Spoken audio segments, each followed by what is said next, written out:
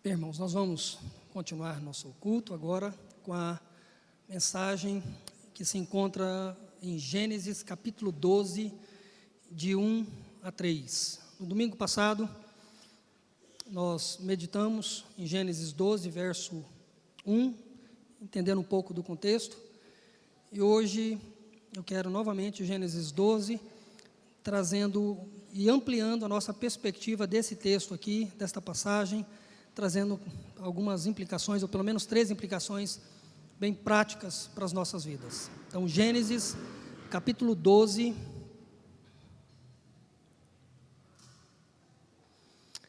verso 1, 2 e 3. Assim diz a palavra de Deus. Ora, disse o Senhor a Abraão: sai da tua terra, da tua parentela e da casa de teu pai e vai para a terra que te mostrarei. De ti farei uma grande nação, e te abençoarei, e te engrandecerei o nome. Sê tu uma bênção. Abençoarei os que te abençoarem, e amaldiçoarei os que te amaldiçoarem. Em ti serão benditas todas as famílias da terra. Vamos orar mais uma vez. Ó Deus, em nome do Senhor Jesus, abra o nosso coração, nosso entendimento para a tua santa palavra, e que teu Espírito Santo possa aplicar as verdades aqui, contidas neste texto, nesta passagem, de uma forma especial, de tal maneira que as nossas vidas, ó Deus, sejam transformadas, nós possamos ser edificados, nós possamos ser desafiados, ó Deus, a viver no centro da tua vontade. Assim como o Senhor esteve com Abraão, que a tua graça também esteja com cada um de nós. Em nome de Jesus. Amém. Irmãos, essa história de Abraão, ela é sem dúvida uma das histórias mais importantes nas Escrituras. É interessante a gente tentar entender por quê. O chamado de Deus a Abraão aqui, quando Deus chama Abraão, até basicamente nesse momento, Deus estava trabalhando com indivíduos, com pessoas. Por exemplo, Adão, depois Adão e Eva tiveram 2 filhos, Caim e Abel. Caim matou Abel, ali mas foi narrado o culto, a vida dos dois. Depois lá na frente já trata de Enoque, de forma muito sucinta, mas diz que Enoque andava com Deus. Em outras palavras, Enoque tinha uma vida íntima com o Senhor, e Deus o arrebatou, o trasladou, o levou para o céu. Depois, automaticamente pula para uma outra história, a história de Noé, um homem justo, um homem íntegro, um homem que buscava o Senhor, diferenciado ali naquele contexto. E Deus usa a história e a vida de Noé justamente para ilustrar a questão tanto do juízo quanto da salvação. Então, através da vida de Noé, Deus ali prepara uma arca onde simboliza a salvação do seu povo. Beleza, depois de Noé nós temos um episódio na Torre de Babel, que está no boletim. Depois se você não leu ainda, leia depois em casa, que mostra um pouquinho do contexto e o significado dessa Torre de Babel, logo após o dilúvio, logo após, 100 a 200 anos após o dilúvio. E mais uns 100 ou 200 anos após a Torre de Babel, nós temos a história de Abraão. E a partir de Abraão, nós temos não mais a história de uma pessoa. A partir de Abraão, nós temos a história de uma nação. Abraão teve um filho Isaque, Isaque teve um filho Jacó, que é chamado dos patriarcas. Através de Jacó, mais 12 filhos, que dá o nome das 12 tribos de Israel, que levam o nome de Israel, do povo de Israel, da nação de Israel. Então Deus, através de um homem, Ele forma um povo, uma nação. E todo o restante da Escritura, daqui para frente, o livro de Êxodo para frente, vai sempre mencionar Abraão, Abraão, Abraão. Chega no Novo Testamento, Abraão, Abraão, Abraão. Então, mostrando a grande importância desse homem nessa história. Um homem que domingo passado eu falei sobre a soberana graça de Deus na vida dele.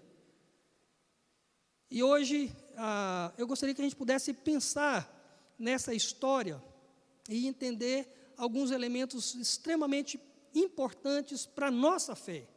Para isso, nós precisamos fazer uma consideração aqui, que dentro da teologia é chamada de revelação progressiva. Eu vou precisar de usar alguns textos no Novo Testamento que vai nos ajudar a olhar para esse texto de Gênesis 12, porque muitos autores do Novo Testamento vão olhar para Gênesis 12 e vai fazer uma interpretação que vai jogar mais entendimento, mais compreensão para a nossa vida. Isso na teologia é chamado de revelação progressiva, ou seja, o conhecimento que Moisés tinha de Abraão é bem inferior do que o conhecimento que os apóstolos tiveram de Abraão. Ou seja, o conhecimento dos apóstolos no Novo Testamento é extremamente mais amplo. E é com base nesse conhecimento que tem a ver com a revelação de Deus, que à medida que foi caminhando historicamente, foi ganhando mais informação, mais orientação, e aí nós temos o livro completo, que é justamente qualquer livro. Se você pegar qualquer livro para ler, um livro que tem um início, um meio, o fim, se você ler só o início, você não vai entender como é o fim, ou seja, para você entender todo o livro, você precisa ler todo ele. E assim funcionam as Escrituras em todas as histórias, ou todas as doutrinas. É preciso ter um conhecimento geral das Escrituras para poder entender o assunto, ou cada assunto de forma melhor. Então, nós vamos assim olhar para alguns textos. Mas primeiro nós vamos olhar aqui, Gênesis 12. Dentro desse texto de 1 a 3, eu quero tirar pelo menos 3 propósitos do chamado de Deus na vida de Abraão e 3 implicações desse chamado na minha vida e na sua vida. Então nós temos aqui um propósito triplo na vida de Abraão. E esse propósito, cada um deles é aplicado na minha vida e na sua vida. Primeiro propósito, eu falei um pouco na semana passada, que é, ou o primeiro princípio aqui que nós aprendemos, a primeira lição nesse texto, é o chamado de Deus na vida de Abraão, é um chamado para a salvação. Precisa ficar isso muito claro. Eu espero que tenha deixado claro, mas eu vou só enfatizar alguns aspectos aqui. No verso 1, simplesmente o texto diz, ora, disse o Senhor a Abrão, sai da tua terra, da tua parentela e da casa de teu pai e vai para a terra que te mostrarei. O autor, que é Moisés, olhando para a história, ele já começa dizendo que Abraão foi chamado por Deus. Só que se você pegar, por exemplo, Atos, capítulo 7, verso 2, que Estevão, num grande sermão que ele pregou, ele diz que Deus apareceu a Abraão e que Deus, naquele momento que apareceu para Abraão, o chamou. E esse chamado é interessante, que é um chamado justamente para a salvação. Mas eu queria que você pudesse entender essa questão da aparição de Deus no Antigo Testamento. Olha só o verso 7. No verso 7, Moisés já vai dizer que Deus apareceu. Diz assim, apareceu o Senhor a Abraão. No verso 7, demonstra já Moisés com essa compreensão de que não apenas Deus falou com Abraão, mas Deus se manifestou. Capítulo 18, talvez seja o capítulo mais claro para mostrar a aparição de Deus. Capítulo 18, ainda tratando de Abraão, olha só o que diz verso 1 e verso 2. Apareceu o Senhor a Abraão nos carvalhais de Mamre, quando ele estava assentado à entrada da tenda no maior calor do dia. Olha o verso 2. Levantou ele os olhos, olhou, e eis 3 homens de pé em frente dele. Vendo-os, correu da porta para a tenda ao seu encontro, prostrou-se em terra. Ele viu 3 homens, que a palavra homens aqui, ou anjos, no Antigo Testamento, ela é a mesma tradução. O autor que às vezes coloca anjo ou coloca homem. Então, ele literalmente viu 3 homens, que na verdade eram 3 anjos. No verso 22 vai mostrar que um desses anjos, ou um desses homens, era o próprio Deus. Olha só o verso 22 do capítulo 18. Então partiram dali aqueles homens, no caso os 2, e foram para Sodoma. Porém Abraão permaneceu ainda onde? Na presença do Senhor. Então Abraão estava tete a tete com Deus. O anjo em forma, ou Deus em forma de anjo, e era possível vê-lo, era possível tocá-lo, era possível conversar e dialogar. Então, foi essa manifestação visível que os primeiros cristãos, ou os primeiros filhos de Deus no Antigo Testamento tiveram de Deus, conversavam com Deus, literalmente. Dentro dessa perspectiva, então, está o chamado. Voltamos, por favor, para Gênesis 12. Então, quando o texto diz, disse o Senhor a Abraão, não é simplesmente uma voz que vem e fala com Abraão. Deus apareceu para Abraão e conversou com Abraão e o chamou. E esse chamado, basicamente, é um chamado entre tantas perspectivas, a mais principal, a mais fundamental, é o chamado para ser salvo. E quem diz isso, levando a revelação progressiva no Novo Testamento, Gálatas 3, verso 6, o apóstolo Paulo diz assim: é o caso de Abraão, que creu em Deus, e isso lhe foi imputado para a justiça sua. Ou seja, quando Deus apareceu para Abraão e conversou com Abraão, Abraão creu.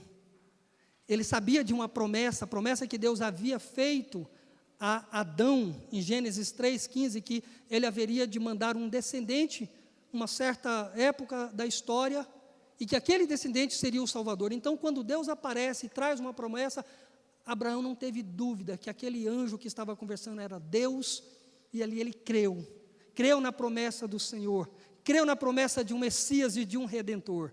É isso que o apóstolo Paulo interpreta Gênesis 12 e diz que Abraão creu, teve fé. E é interessante que nessa perspectiva de crer, essa crença de Abraão levou ele a duas atitudes fundamentais. No verso 4 vai dizer que partiu Abraão como lhe ordenara. Então, em outras palavras, assim que Abraão creu em Deus, ele obedeceu a Deus. E no verso 7 vai dizer, novamente, quando Abraão já sai ali de Ur dos caldeus e vai para Canaã, quando chega ali no verso 7, diz: apareceu novamente o Senhor e disse: darei à tua descendência a terra, e diz o texto, ali edificou Abraão um altar ao Senhor.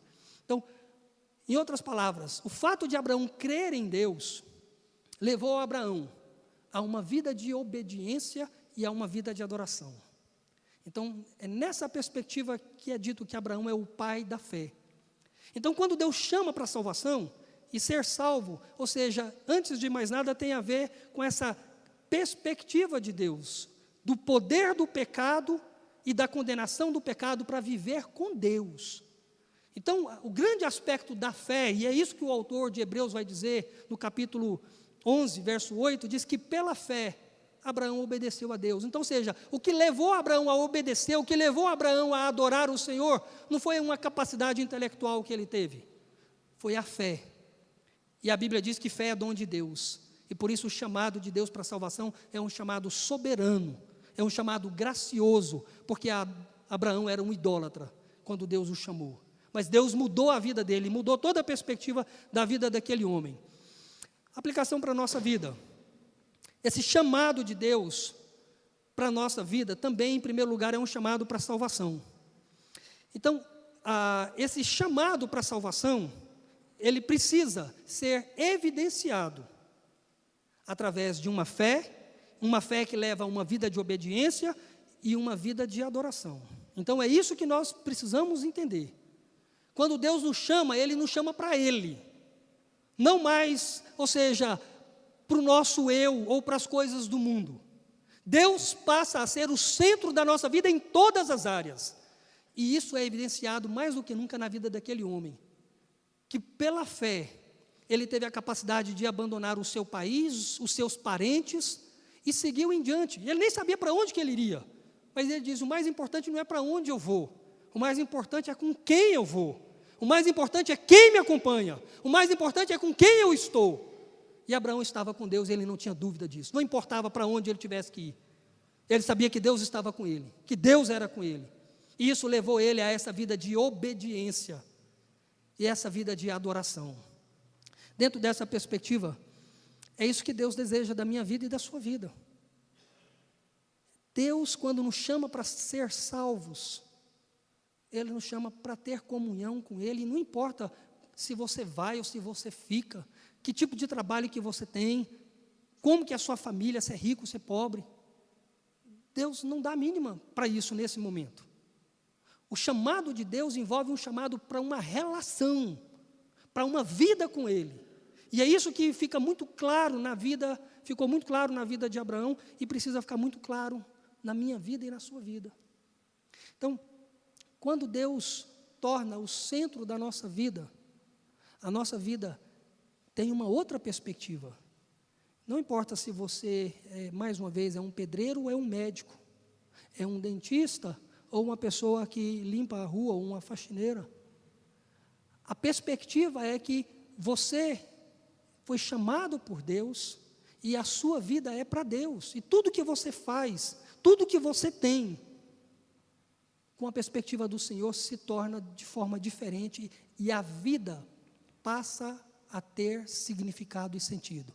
Muita gente quer encontrar significado e sentido nas coisas. Não dá certo. Nunca as coisas desse mundo vão satisfazer o nosso coração. Deus satisfaz o nosso coração. E você pode ser uma pessoa que limpa a casa dos outros, ou pode ser uma pessoa que limpa a sua própria casa, que não tem nenhum trabalho fora, que trabalha em casa, mas a perspectiva de você trabalhar, de você servir a Deus, e tendo Deus como centro na sua vida, muda. E deve mudar. E é isso, o que fica é, a minha pergunta, tem mudado a sua vida, Deus? A crença em Deus, a fé em Deus como seu Senhor e Salvador, tem trazido significado para a sua vida, onde você está?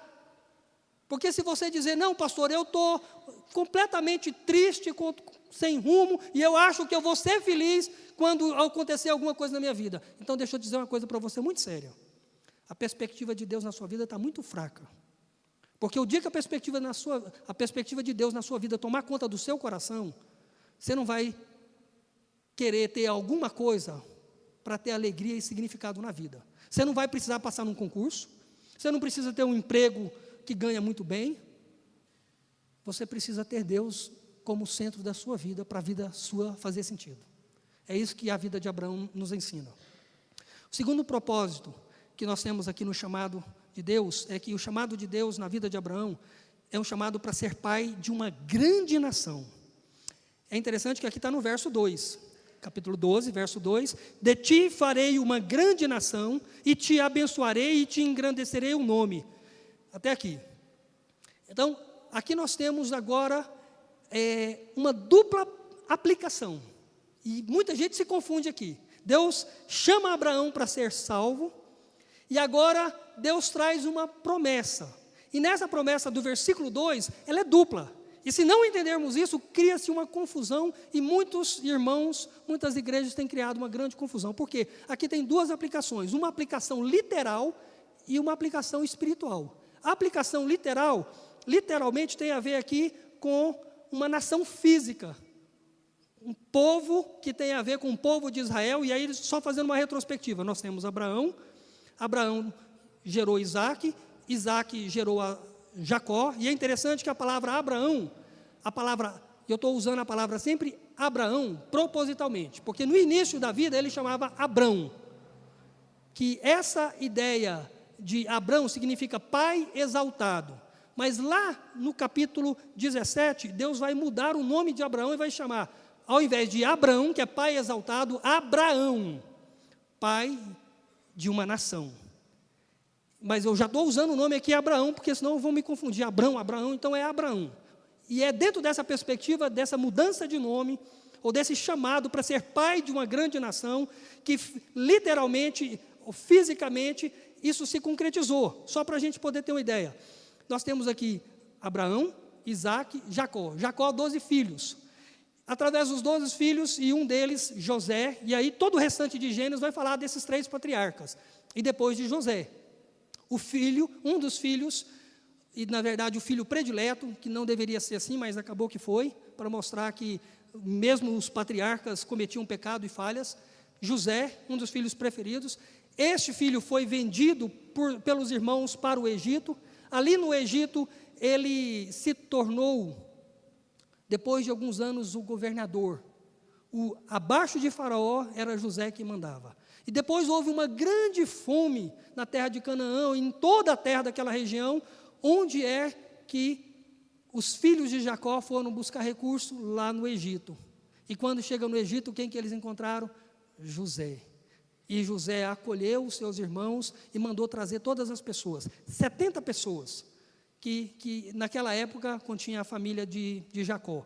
Dos 70, eles ficaram no Egito, sob o cuidado de José. Depois José morreu, o faraó, que era amigo de José, morreu, entrou um outro faraó, e o povo multiplicando, porque não tinha televisão, não tinha rádio, não tinha futebol, a única coisa que o povo sabia fazer era filho. E multiplicou, e o povo hebreu, que tem a ver com o nome de Éber, que é um dos avós aí de Abraão, chamado de hebreu, ou o povo de Israel, que recebe o nome por causa de Jacó, que Deus muda o nome de Jacó, que é trapaceiro, para Israel, que é príncipe de Deus. Então, Jacó, através do nome Jacó, ganha o povo, a nação, ou o povo, que é povo de Israel. Dentro dessa perspectiva, aqueles 70, 430 anos depois, se tornaram em 600 mil homens, fora mulheres e crianças, aproximadamente mais de 2 milhões de pessoas. Era o povo de Israel. E a Bíblia diz que aquele povo de Israel era mais do que o povo do Egito.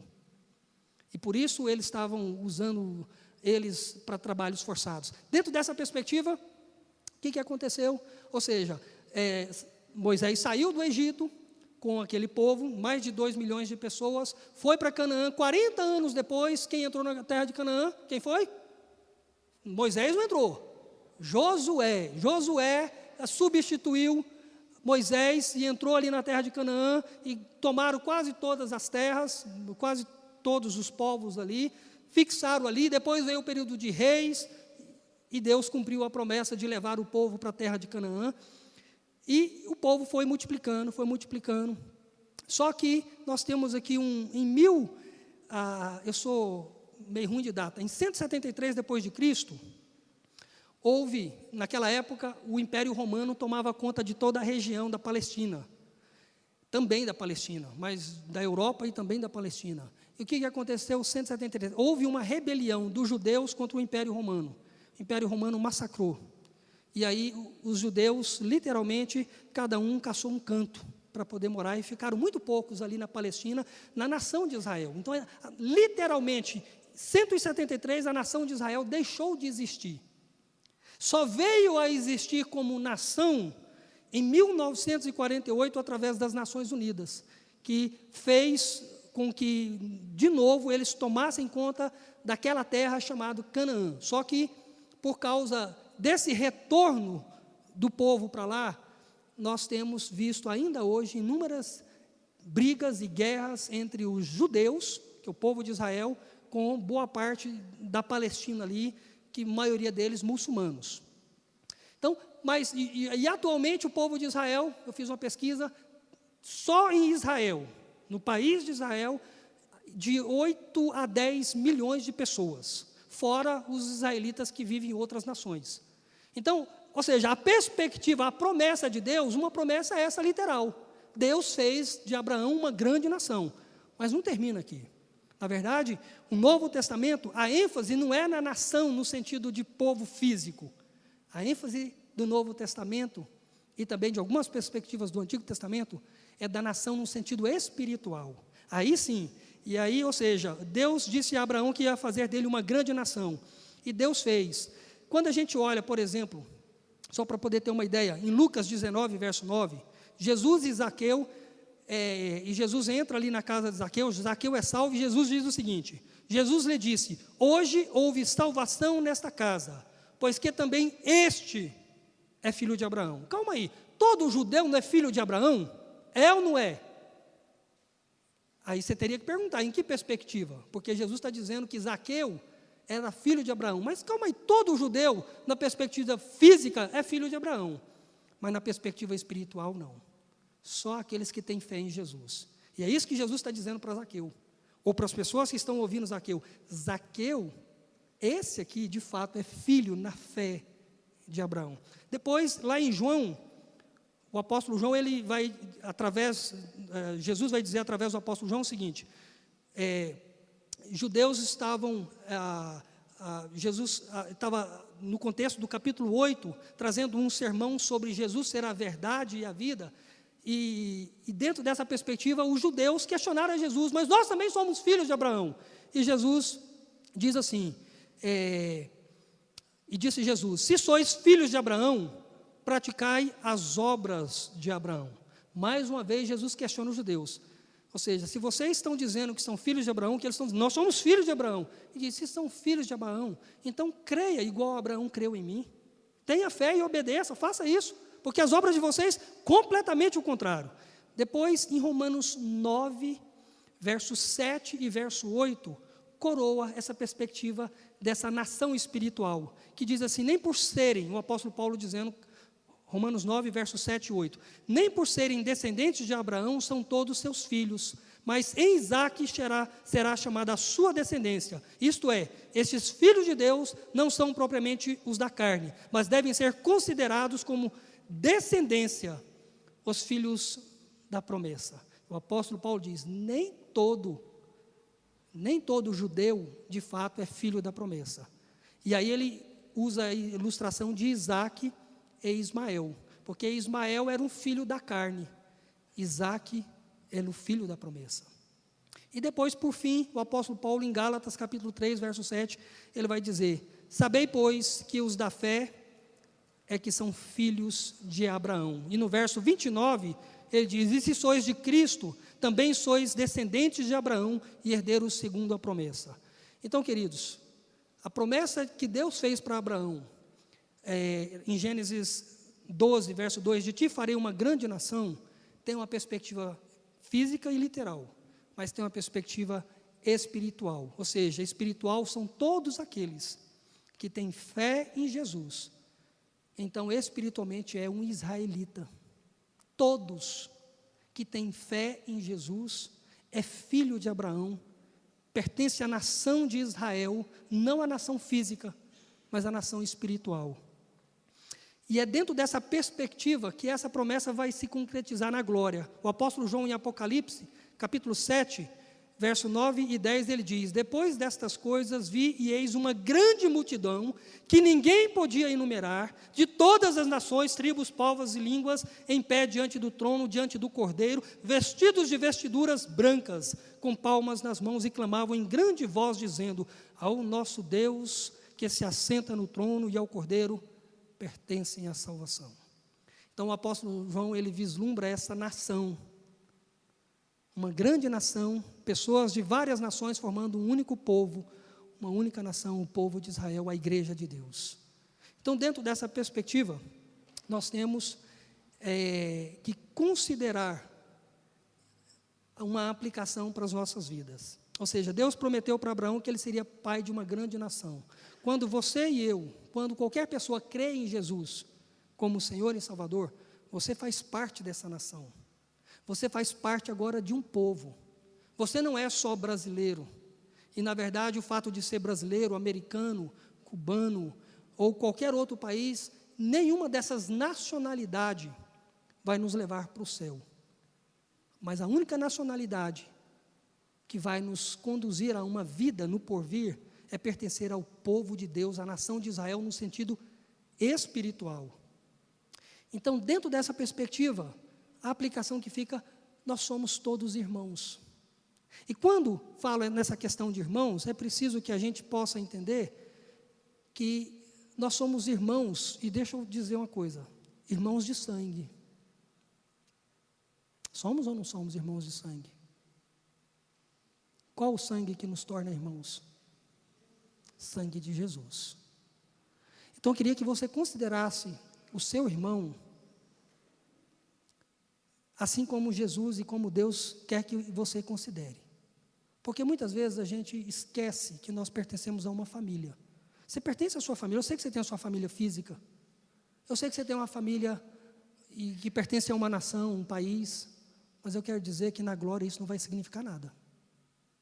Toda essa família, com essa perspectiva que você tem aqui agora, na glória não vai te servir de nada. Eu não estou querendo dizer que você deve menosprezar a sua família física, mas eu quero dizer que você precisa valorizar mais a sua família espiritual. Você precisa olhar para o lado e ver o seu irmão como um irmão em Cristo. Que Deus não salvou uma pessoa, Ele está salvando um povo. Ele está salvando uma nação. E a gente precisava aprender a considerar mais os irmãos. A gente precisava aprender a amar mais nossos irmãos.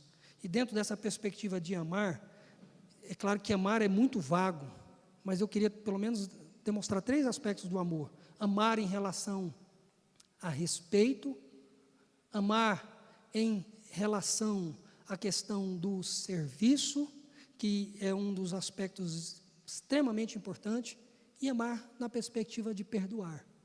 Porque muitas vezes a gente cria tanto problema, tanta picuinha, E a gente fica aborrecido, magoado, chateado, com ira no coração, com coisas que nós fazemos uns contra os outros. O que é isso, meus irmãos? Nós somos chamados para fazer parte de um povo, e nós, ou seja, já pertencemos ao Senhor Jesus, e em Cristo Jesus, no sangue dele, nós somos unidos. Todas as nossas diferenças precisam ficar de lado.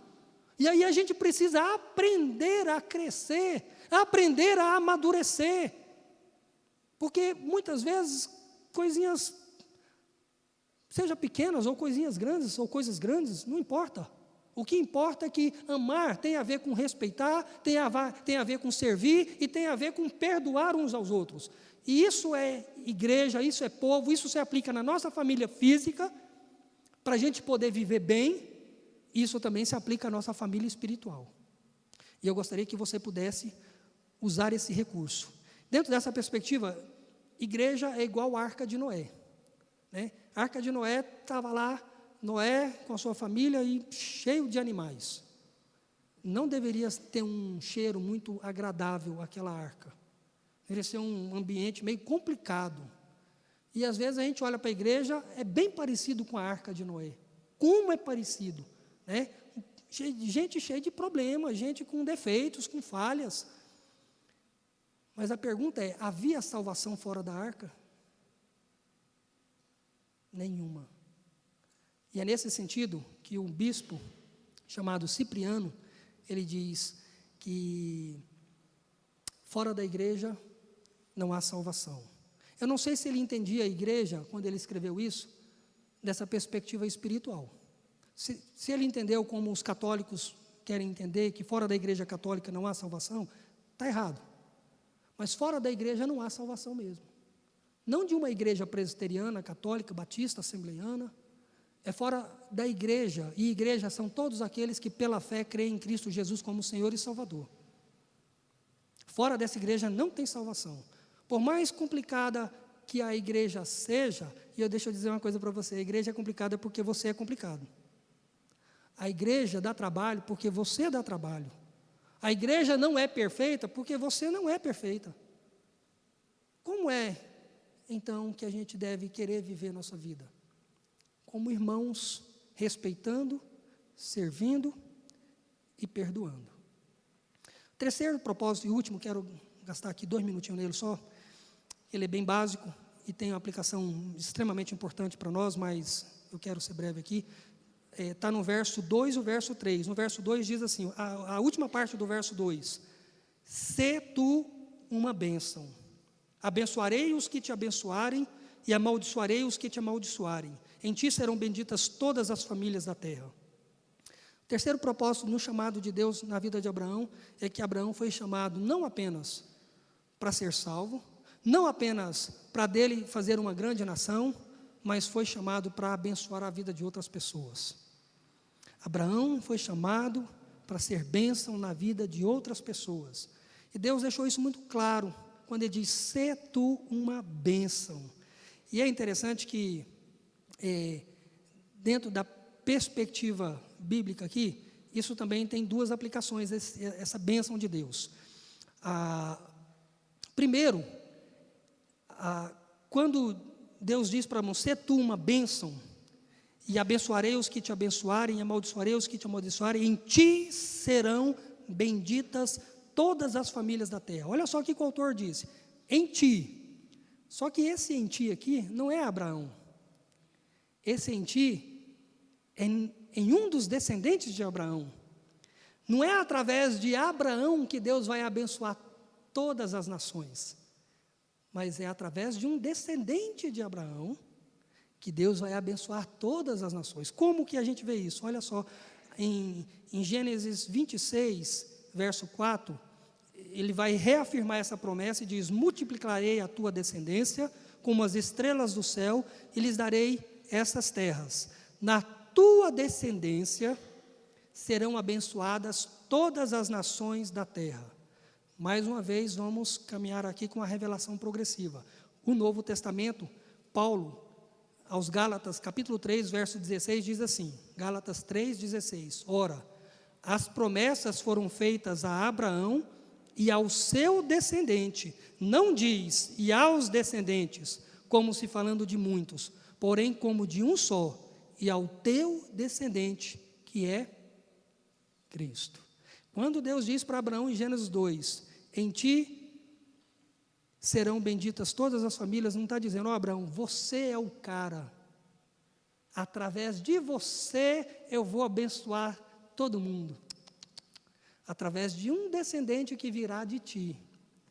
E Jesus Cristo, quando nasceu, ele nasceu tendo no seu sangue, como homem, o sangue de Abraão. É nessa perspectiva que Jesus é o descendente da promessa e que em Jesus, que é esse descendente de Abraão, que Deus há de abençoar todas as nações. Mas tem uma outra aplicação, que é a aplicação fundamental também, que tem a ver, no caso, com o povo de Israel deveria ser um povo missionário. E aí, quando a gente olha, justamente, nós lemos o Salmo 67, olha só o Salmo 67, Salmo 67, o Salmo que nós lemos, verso 1 e 2, olha só a perspectiva disso. Seja Deus gracioso para conosco, e nos abençoe, falando como nação de Israel, e faça resplandecer sobre nós o rosto, para que se conheça onde? Na terra o teu caminho, e todas as nações. Deus chamou o povo de Israel, e o povo de Israel deveria ser um povo missionário. O povo de Israel deveria ser um povo que propagasse as boas novas de Deus. Mas não foi isso que o povo de Israel fez. O povo de Israel teve muita dificuldade, e a gente talvez tenha a maior ilustração que nós temos aqui no Antigo Testamento, com essa dificuldade de pregar as boas novas para outros povos se converterem, é através de Jonas, o profeta fujão. Deus chama Jonas para ir e pregar ali em Nínive, e ele diz, vou não, aquele povo é um povo ruim, um povo mau. Quem que não é ruim, quem que não é mau? Mas aquela dificuldade de poder ser bênção para outros povos, e Israel sempre teve esse problema, essa dificuldade no seu coração, a nação como um todo, de ser centralizada em si mesmo, e a perspectiva era que fosse bênção para outros. Então a aplicação para a nossa vida é justamente essa ideia de que deveríamos, como igreja, nós somos chamados para ser salvos, somos chamados para fazer parte de uma nação, mas nós também somos chamados para que nós possamos ser bênção para a vida de outras pessoas. Atos capítulo 1, verso 8, justamente vai trazer essa ideia do testemunho, onde cada cristão, cada pessoa que colocou a sua fé em Jesus Cristo, deve ser uma testemunha viva em Jerusalém, Judeia, Samaria e confins da terra, ou seja, a salvação que vem na nossa vida é uma salvação para abençoar a vida de outras pessoas. Só para ilustrar e concluir, diz que certa feita um fósforo fez conversando com a vela, diz assim, eu tenho uma missão de acender-te, o fósforo disse para a vela. Assustada a vela respondeu, não, isto não, se eu for acesa, os meus dias estarão contados, ninguém mais vai admirar a minha beleza. O fósforo perguntou, tu preferes passar a vida inteira inerte e sozinha, sem ter experimentado a vida? Mas queimar dói e consome as minhas forças, sussurrou a vela, insegura e apavorada. É verdade, respondeu o fósforo, mas este é o segredo da nossa vocação. Nós fomos chamados para ser luz. Deixa eu dizer uma coisa aqui. Ser luz tem um preço. E nós somos salvos para ser luz onde nós estamos plantados. Você não precisa viajar para outro país. Você pode, se Deus te chamar especificamente. Senão, todos nós somos chamados para ser luz onde nós estamos. E ser luz vai consumir, vai se desgastar, vai doer, vai chorar, vai sofrer. E se tem uma das coisas que muitas vezes nós passamos, e eu várias vezes conversando com algumas pessoas que falam, pastor, estou cansado de servir, porque toda vez que eu vou servir eu tomo na cara.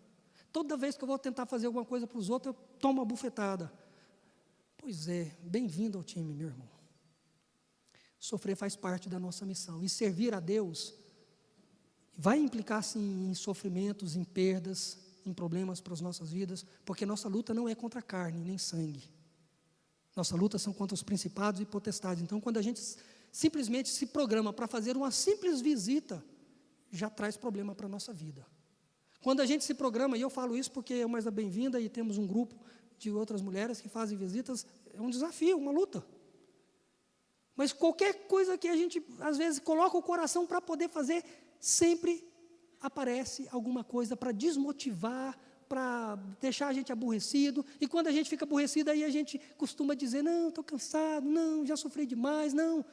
E aí ninguém vai fazendo. Daqui a pouco a igreja tem que contratar todo mundo para fazer alguma coisa, porque ninguém quer fazer mais de disposição de coração, porque está todo mundo sofrido, está todo mundo machucado, está todo mundo cansado. Pois é, e Jesus nunca falou que não seria assim. Nós temos que entender que vai ser assim mesmo. Servir machuca, servir dói. A gente enfrenta oposição, dentro da igreja, fora da igreja, de todas as formas.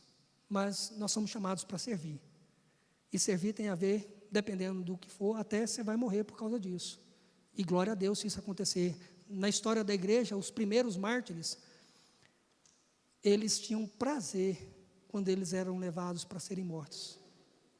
Ser morto no início da igreja, século II, século III, não era uma questão do outro mundo para quem tinha fé em Cristo.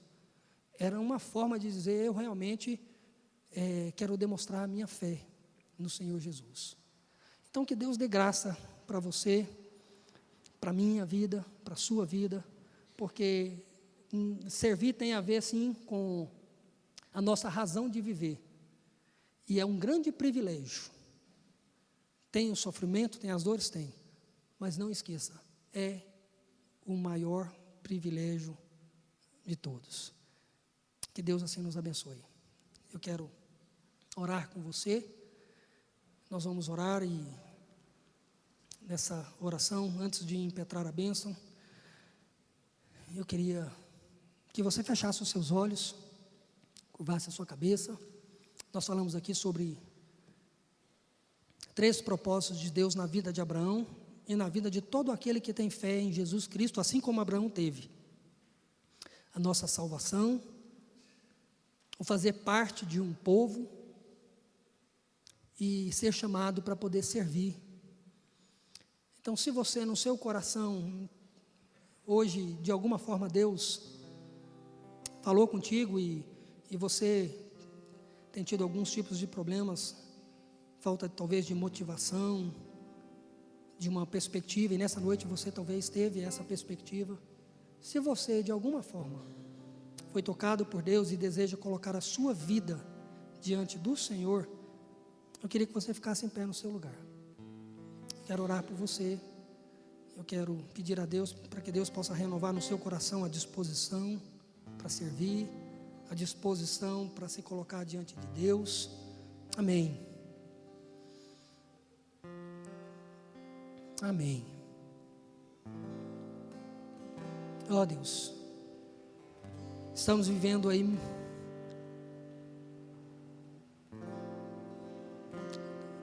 tempo extremamente distante da vida de Abraão, mas assim como o Senhor apareceu para ele, falou com ele, ele ouviu a tua voz, entendeu o teu chamado e se colocou diante de ti, consagrou a sua vida.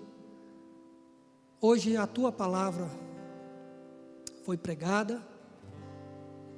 O Senhor também se faz presente aqui hoje, assim como se fez presente na vida de Abraão, não de forma visível, mas cremos na presença real do Senhor aqui conosco, e a presença real do Senhor conosco é que nos motiva também, é que nos capacita também a obedecer o Senhor, a entregar as nossas vidas ao Senhor, a entregar o nosso caminho e confiar plenamente no Senhor. E eu quero pedir a tua bênção de uma forma muito específica na vida de cada um desses irmãos que se colocaram em pé, porque tem um desafio, porque se sentiram desafiados e chamados ó Deus, a ter alguma mudança de vida em alguma área da sua vida. E que a graça do Senhor, assim como agiu na vida de Abraão, e tem agido na vida do teu povo ao longo de toda a história, também possa agir na vida de cada um desses irmãos. E haja também na vida da tua igreja como um todo. Ó Deus, nos ensinando a nossa verdadeira missão aqui na terra. Que aqui nós somos peregrinos, aguardamos o retorno do Senhor, a volta gloriosa do nosso Senhor e Salvador, onde habitaremos para sempre ao seu lado e poderemos ver o Senhor, tocar no Senhor e juntamente com o Senhor, sendo o Rei dos Reis, vivermos para todo sempre em uma comunhão plena contigo e uns com os outros. E assim, amados irmãos, que a graça do nosso Senhor e Salvador Jesus Cristo, o amor de Deus o Pai e a comunhão do Espírito Santo seja sobre cada um dos irmãos, hoje e para todos sempre. Amém.